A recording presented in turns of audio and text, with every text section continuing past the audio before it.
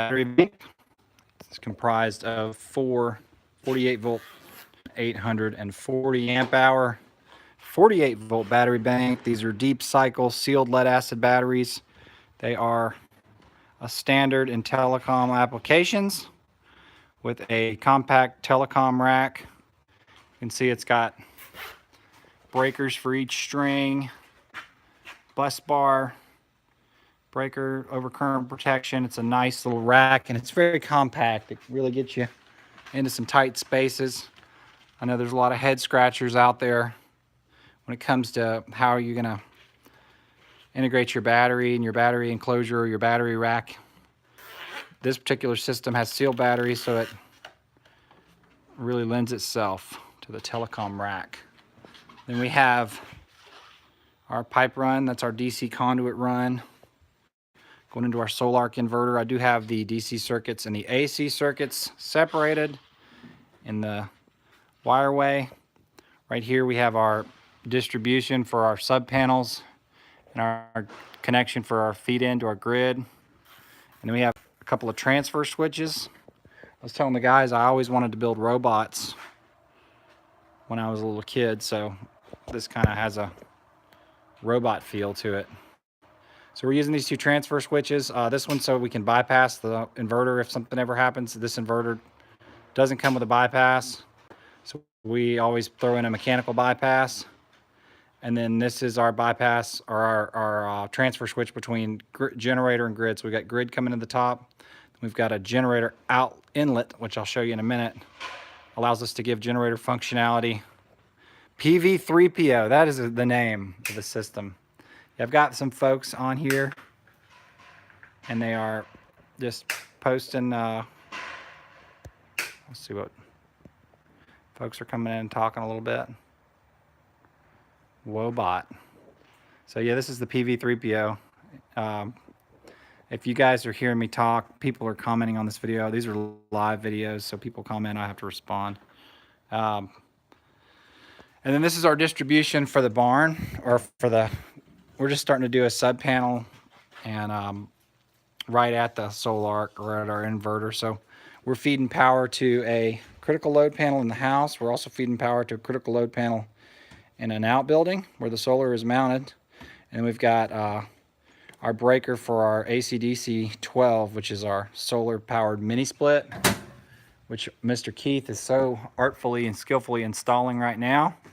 This is a solar driven mini split. So we have, in addition to our 38 solar 300 watt solar panels that are coming in, we have 6 panels in series coming in, and they are going to power this mini split. So there's the head for the mini split. So if you guys are wondering about solar air conditioning, a lot of people have always said that's the holy grail.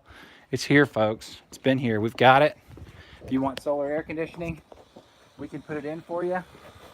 Well, we won't put it in, but we'll bring the power to it and let the air conditioner guys do it. So he's sucking down the lines right now, but this is there's our DC disconnect for the solar. So you can see where these are standard DC MC4 connectors from the solar guys. You're going to recognize that. And then there's our AC. So this little unit actually runs off AC and DC. Sucking down the lines, that's right. So this little unit runs off AC and DC, and it'll use grid power. If it's got grid power and it's got, they are great. Those things are great. So if this thing has, if it has grid power and it has DC solar power, it'll blend the two using solar as a priority. Now, if it only has DC, it'll run and just make what it can make off the solar. So it's awesome. A lot of people that are running these are just leaving the solar, the AC portion off, and they're letting it basically running off grid mode and make as much heating or as much cooling as it can. So it is a mini split heat pump. It can do both, and that's a cool unit. They're not that expensive. They're under $2,000 for the unit, and then, you know, getting it installed by a mini split guy, probably have to slip him $1,000, and then you know, maybe $2,000 for your panels and your racking, and you could put it in. That's a perfect DIY project. Window units are a piece of cake, but they're window shakers and they pop breakers. Yep.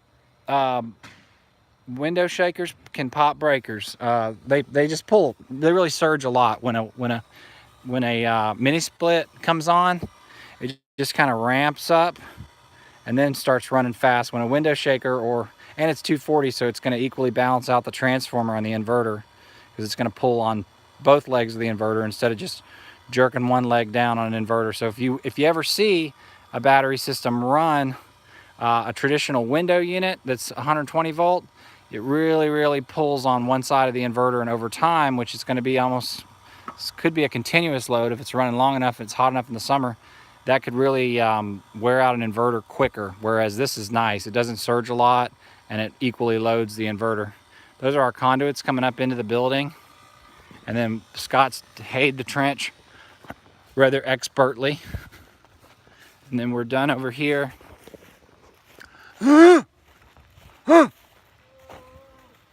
That's the international call for solar men. If you're tired, this is all they do. See, it's not all fun and games when you got a really nice truck. You can't put anything in it. That's a call right there. Yes, the Solar Mini Split soft start. So here's our solar run. This is just straight Jason Andrade right here. We strutted it, EMT'd it. Of course, y'all are just covered up in snow right now. I'll run out here real quick, show you the PV. Yes, I'm running. Here we go. So, the PV's done. 42 panels. Conduit run. It's hard to see, but there's two supports there. I'm zooming, guys. I shouldn't be zooming with the phone, but then I'll take you in here and show you what we did. Also put a little RV plug in for this guy. So whenever we get on these big jobs and they start seeing how we're running conduit and just a busting it, getting it, they see that they've got a group of solar men that just know how to get it. They start asking for us to, will you do this for me? Will you do that for me? And we do. Always a little bit of add-ons on these jobs. We don't mind. Take you in this barn real quick. Hey. Anything to say? We're live. What's a sound that a tired person makes?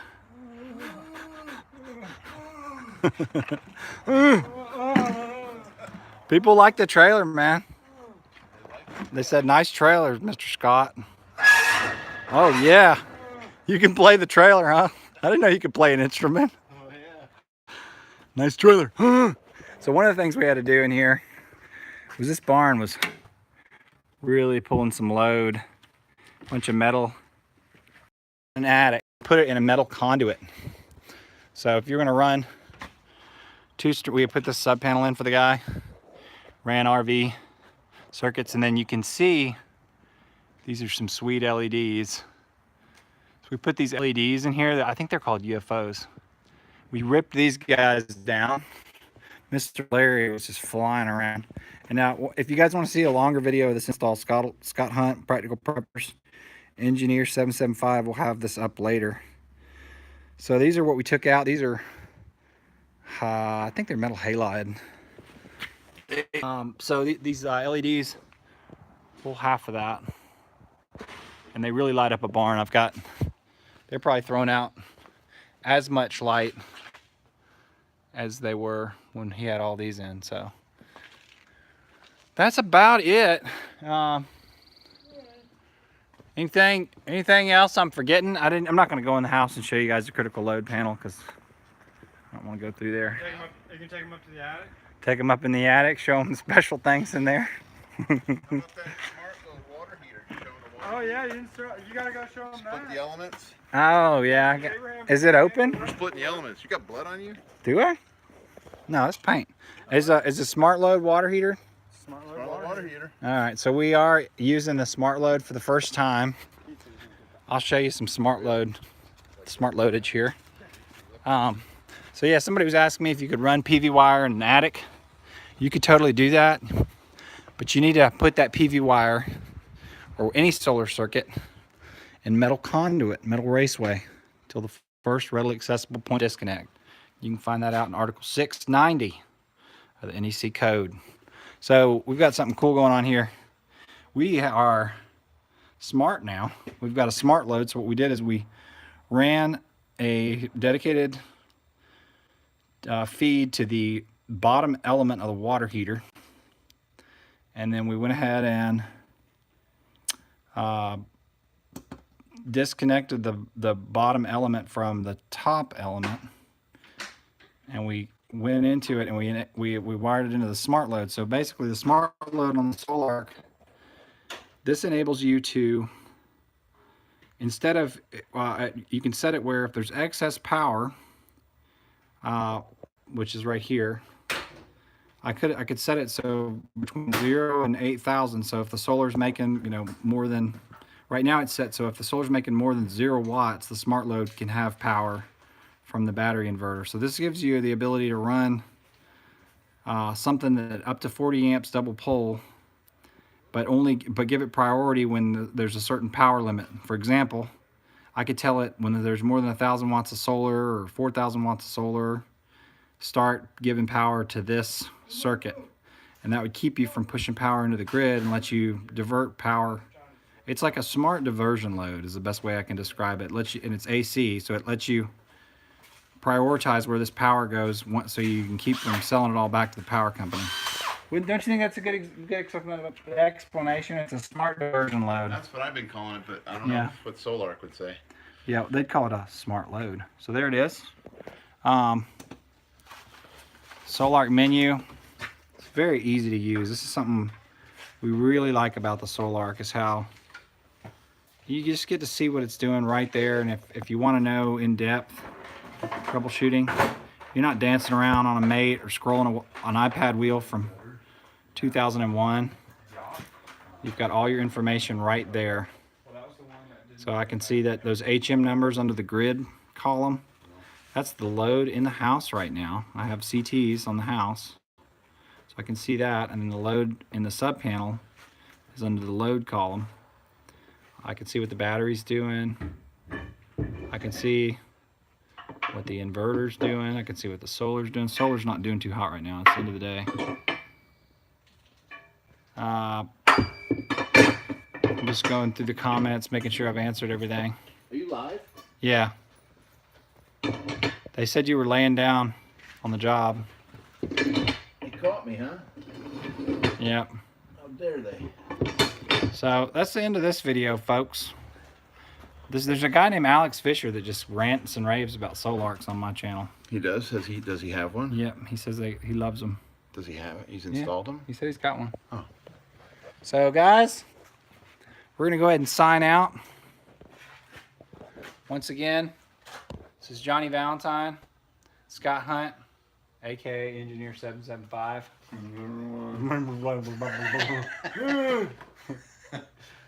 Another awesome project. Enjoyed working with the guys. Yep, Did you mention Larry in there? Copperhead? Yeah, Mr. Larry was here And in a force.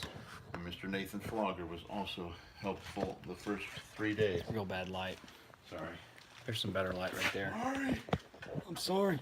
So, Is this your Larry? this is Johnny Valentine with Gain Solar, signing out. All right, this is a good shot right here. This is Johnny Valentine with Gain Solar, signing out. Thanks for watching, folks.